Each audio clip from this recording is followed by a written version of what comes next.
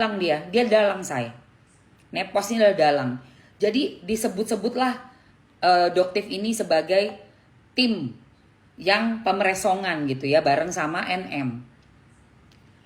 Dilalah NM, jelas-jelas kita tahu bahwa dia masuk ke dalam jebakan.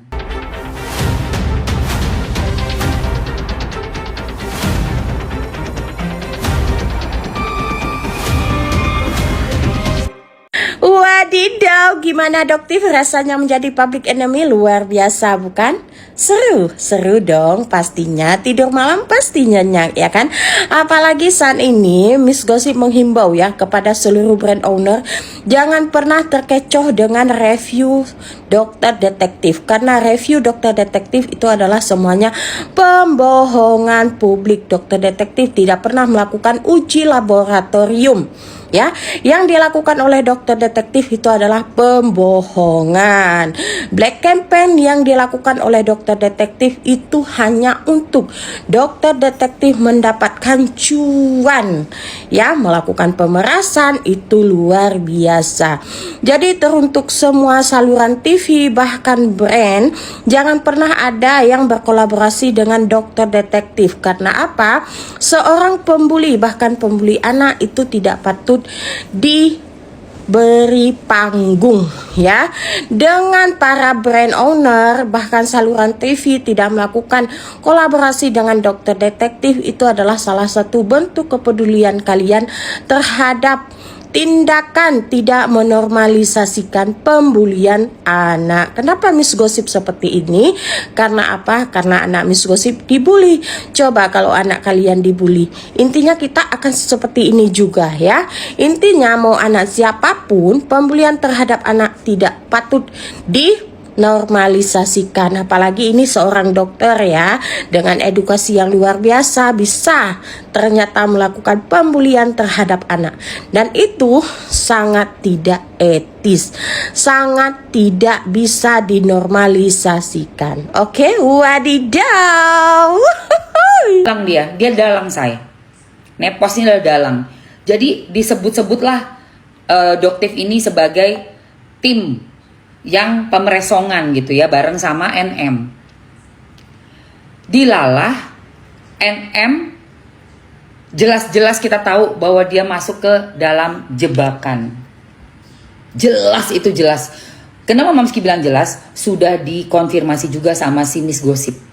Dia NM ini jebak. Ada VT-nya Miss Gossip yang waktu masih jalan-jalan ke pengadilan. Makanya gue coret ya, gak pernah percaya sama Miss Gossip karena dia memang ngikut ke sana kemari, pokoknya siapa yang bisa bayar.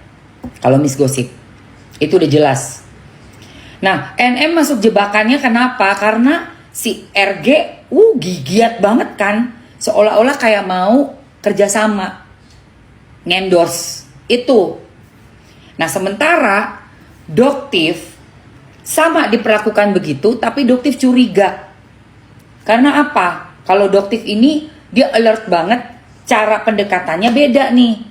Si pasangan RG ini, suami istri, pendekatannya tuh kasar banget. Kalau ke NM pendekatannya halus. Gitu loh. Ngedeketinnya halus. Lewat orang sahabatnya NM dulu ya kan. Jadi NM nggak merasa curiga atau nggak gimana-gimana, ya udah nih kayak endorse biasa.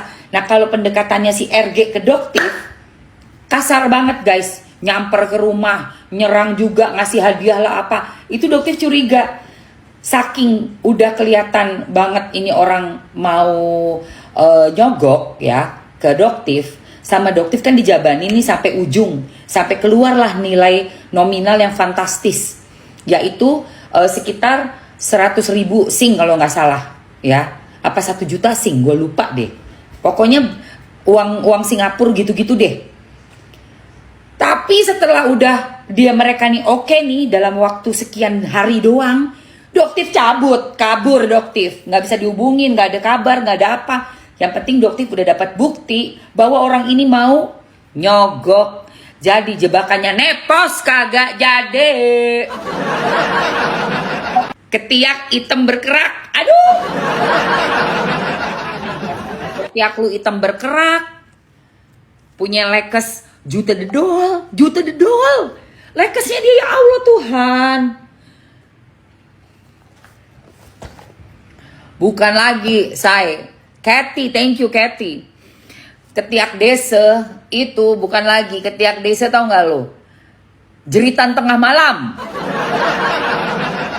Kalau maghrib itu masih ada warna-warnanya maghrib, langit-langit senja. Ini jeritan malam saya, jam 12 malam ya. Di saat jurik, kuntilanak keluar ya. Ketiak bekerak. Janggal di peristiwa atau di perkara ini. Jadi laporannya dibikin tanggal 2 Desember, rilisnya BPOM 31 Desember 2024. Jadi ketika dia melapor, barang itu nggak kenapa-napa. Seharusnya, sewajarnya ya, ketika ada barang yang bermasalah, kemudian dirilis sama BPOM, kemudian oleh masyarakat ditemukan masih dijual kembali, nah itu dia pelanggarannya. Lalu yang kedua, masalah overclaim. Ya, kemana ngelapornya? Ke BPOM. BPOM yang akan mengeluarkan rilis. Kalau lapor ke polisi, apakah polisi punya kompetensi untuk mengatakan barang itu overclaim? Apakah polisi bisa mengatakan bahwa labeling itu salah? Bahwa punya kewenangan untuk itu? Makanya kenapa tugas pokok, fungsi, dan kewenangan BPOM seolah-olah dikangkangin. Nge-LP-in dulu, baru ada rilis BPOM-nya. Nuduh orang maling dulu, baru nyari rumah yang kehilangan yang mana. Kalau gitu bebas dong kita bisa laporin produk-produk orang sesuka hati kita. LP-in aja. Entah BPOM yang rilis, baru rilis BPOM dijadikan bukti penguat, kan aneh. Jadi waktu dasarnya dia melapor pertama kali apa? Bukankah dia harus melengkapi dulu alat buktinya? Melaporkan produk yang udah ber-BPOM tapi belum dirilis BPOM bahwa produk itu bermasalah, ya bisa aja. Kalau misalnya ditemukan adanya dugaan tindak pidana seperti yang dimaksud misalnya di dalam Undang-Undang Perlindungan Konsumen, dugaan itu kalau memang ada, bukti permulaan ada, ya bisa dilaporkan pidana karena memang ada aturannya di Undang-Undang Perlindungan Konsumen misalnya. Undang-Undang Kesehatan juga ada. Karena ada undang-undang yang mengaturnya. Contohnya pasal 9 ayat 1 Undang-Undang Perlindungan Konsumen kan dilarang untuk menawarkan, mempromosikan atau mengiklankan secara sesat atau berlebihan. Nah, itu kan ancaman pidananya ada di pasal 62. 5 tahun atau denda 2 miliar. Nah, ini yang dikatakan pengawasan post market. Jadi pengawasan setelah izin edar dikeluarkan. Jadi tidak mesti harus dicabut dulu izin edarnya. Bahkan kadang-kadang justru dilaporkan pidana dulu, baru nanti penyidik berkoordinasi sama BPOM. Lalu jika cukup bukti dinaikkan ke penyidikan, ada tersangkanya, nanti BPOM juga merilis. Dua institusi punya pekerjaan masing-masing. BPOM ini kan bisa melakukan penindakan secara administrasi, memberikan sanksi pencabutan izin edar. Itu tugasnya BPOM, bukan tugasnya polisi. Nah, polisi fokus ke pidananya karena ada aturannya. Jadi bisa aja. Kalau misalnya nggak mau produk yang udah ada izin edarnya nggak boleh dilaporkan polisi, sebelum ada rilis BPOM ya harus cabut dulu tuh aturan-aturan larangan bagi pelaku usaha itu. Jadi kalau itu dicabut, nanti kalau produk-produk itu sudah ada izin edar, lalu nanti mereka jualannya menipu, overclaim, ya kan? Jadi nggak boleh dilaporkan polisi kan? Nggak ada yang laporin nanti itu jadinya. Suka-suka hati mereka aja. Kemudian nanti memproduksi ulang, nanti dimasukkan bahan berbahaya, nggak boleh dilaporkan kalau ada temuan masyarakat. Kemudian kalau mereka imbangannya di kemasannya 1 liter, tapi nanti mereka masukkan di situ pas produksi ulang cuma 800 mili, terus nggak boleh dilaporkan. Nah, seperti itu. Bisa chaos nanti negara ini kalau tidak ada aturan post market, pengawasan setelah izin edar dikeluarkan. Apa mau seperti itu? Itulah makanya ada Undang-Undang Perlindungan Konsumen, melindungi konsumen seluruh masyarakat Indonesia. Undang-Undang Perlindungan Konsumen bab 12 tentang penyidikan di pasal 59 ayat 1 di situ disebutkan bahwa selain polisi, pejabat pegawai negeri sipil tertentu di lingkungan instansi pemerintahan seperti BPOM itu juga bisa melakukan fungsi penyidikan. Pro Justisia. Di BPOM itu ada deputi penindakan yang sekarang dipimpin oleh polisi aktif juga. Tapi kalau mau melaporkan ke polisi ya boleh. Dasarnya adalah pasal 59 ayat 1. Seperti yang kita ketahui bersama, laporan Doktif melaporkan DRL ini dilaporkan di kepolisian, maka menurut Undang-Undang Perlindungan Konsumen bab 12 tentang penyidikan pasal 59 ayat 1, maka itu adalah sah.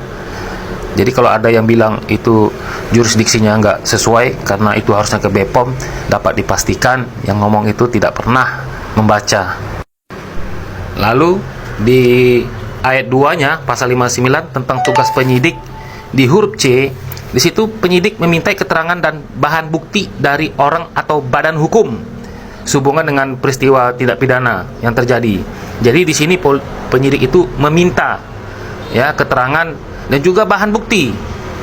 Jadi kalau misalnya produk itu dikatakan overclaim, tomat putih, dibilang tomat putih, nanti polisi akan tanya ke BPOM sebagai yang berwenang kemarin mengizinkan pendaftaran produk tersebut terdaftar sebagai apa? Apakah betul ada tomat putih? Ternyata BPOM bilang tidak ada tomat putih, maka itu akan menjadi bahan bukti baru. Lalu soal stiker, apakah ini kemarin ada stiker ditempel didaftarkan ke BPOM? Nanti BPOM bilang tidak ada stiker. Nah, jadi bahan bukti lagi. Itu diminta oleh polisi semuanya. Itulah yang namanya yang dimaksud huruf C ini. Pasal 2 tentang tugas penyidik meminta keterangan dan bahan bukti dari orang atau badan hukum sehubungan dengan peristiwa pidana yang terjadi. Dan juga di huruf F bahwa penyidik meminta bantuan ahli. Nah, BPOM adalah salah satu ahli. Karena penyidik ini sifatnya tertutup, maka tidak mungkin di-up ke publik seperti apa. Tapi setidaknya dengan membaca ini kita sudah tahu kira-kira apa yang dilakukan oleh penyidik. Termasuk di huruf F meminta bantuan ahli, termasuk di dalam salah satunya situ sudah pasti BPOM untuk menuntaskan penyidikan di bidang perlindungan konsumen.